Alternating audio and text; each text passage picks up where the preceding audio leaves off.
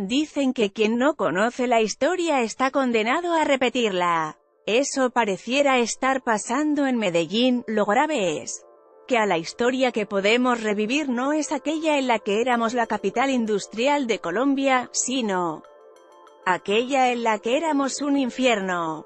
Para mediados del siglo XX Medellín era una ciudad orgullosa de sí misma.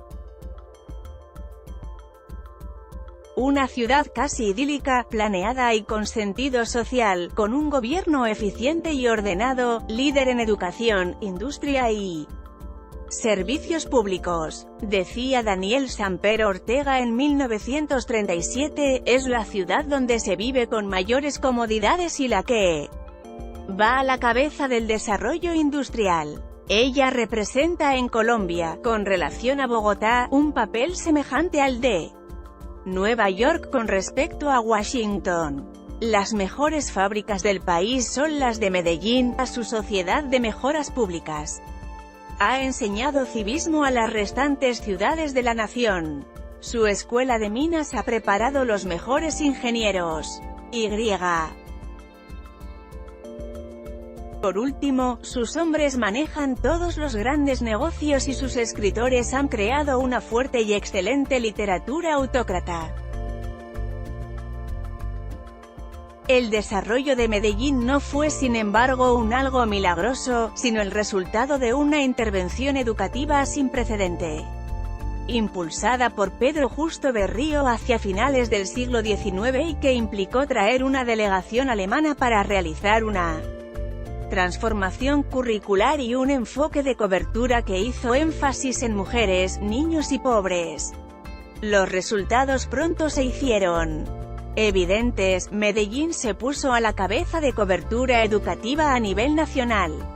Los alumnos de la Escuela de Minas escribían sus tesis de los planos del ferrocarril, el tranvía y el alcantarillado. Nacían las empresas municipales de Medellín, se inauguraron hidroeléctricas y cientos de empresas que convirtieron a Medellín en la capital industrial de Colombia.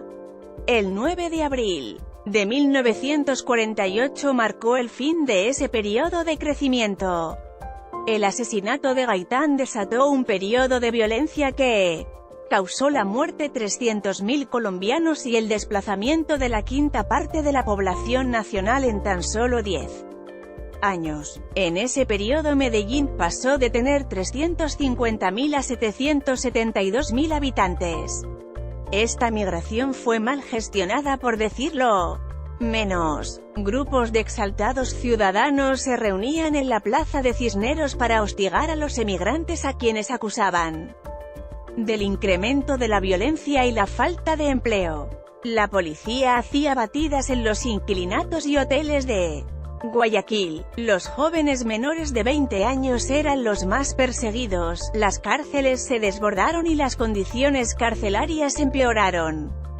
De tal modo que Gonzalo Arango, preso en varias ocasiones por faltas a la moral, escribiría al respecto: quiero significar que un preso, después de sufrir los estigmas de la experiencia carcelaria, sale convertido en un criminal para quien las posibilidades de delinquir se han multiplicado al infinito, y con una ferocidad más despiadada. Ni la justicia ni la sociedad han ganado nada al condenar a ese hombre. Tampoco han cobrado nada. Todo lo han perdido al degradarlo. Algunos de los planeadores siguientes acentuaron la segregación, encareciendo las tierras del sur y separando así a los nuevos pobladores de la población tradicional de la ciudad. La ciudad se partió en dos, una crecía por laderas infértiles al norte, y la otra corría al sur. Una se sumía en la pobreza, carecía de oportunidades de trabajo, de estudio, de parques, de ciudad. La otra intentó seguir como si nada pasara. La inestabilidad política tampoco permitió hacer mucho. Medellín tuvo 25 alcaldes en 25 años. En ese contexto llegó el narcotráfico a Colombia, la chispa que faltaba para que se desatase la violencia urbana, y si bien el narcotráfico llegó a todo el país, fue aquí, en la ciudad más desigual del planeta, donde encontró el combustible propicio para reclutar ejércitos que defendieran el dinero que no podían llevar a los bancos y dirimieran las disputas que no podían llevar a juzgados. Para ser justos, no fueron los campesinos que emigraron, sino sus hijos, los hijos de la desigualdad, quienes engrosarían las filas de esos ejércitos. Siglos de trabajo duro, austeridad, honradez y valor por la vida habían establecido principios inquebrantables en nuestros abuelos, quienes aceptaron la exclusión con una humildad que inquieta. Sus hijos, en cambio, crecieron en ambientes hostiles muy diferentes a los de sus padres.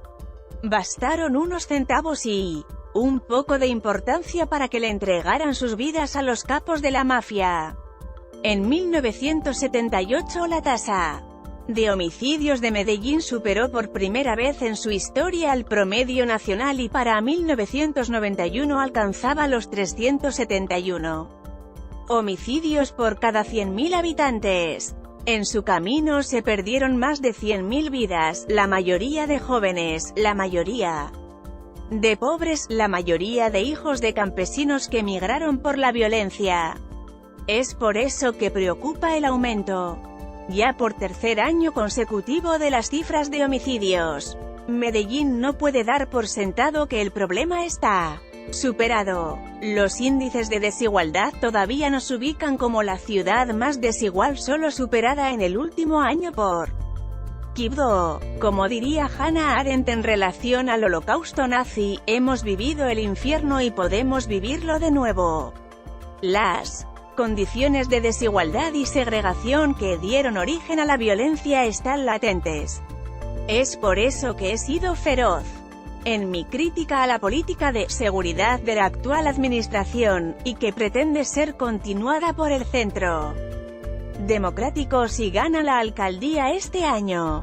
Haber reducido el presupuesto de las secretarías de Inclusión Social, Cultura y Deporte para incrementar el presupuesto seguridad no solo es un contrasentido histórico, sino que ha probado no dar resultados.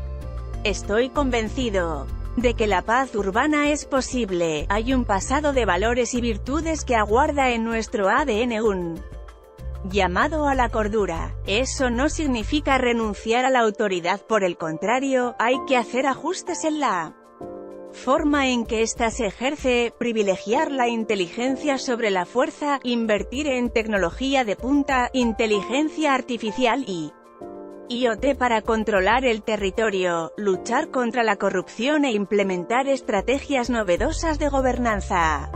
Sin embargo, es solo con inversión social, en especial en educación, empleo y cultura, que se puede equilibrar la cancha y ganarle la batalla la desigualdad y a los violentos. Este es un cambio que no da espera.